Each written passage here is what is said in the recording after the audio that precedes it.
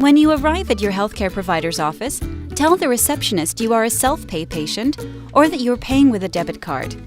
This is important because the doctor often charges less when you pay for the service immediately. When you are asked to pay, be sure to first obtain a copy of your itemized bill.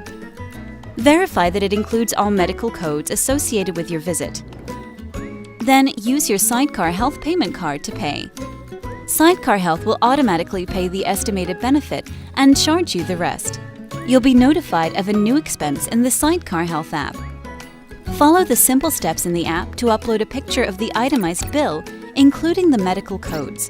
We'll review your bill and notify you when the expense is approved.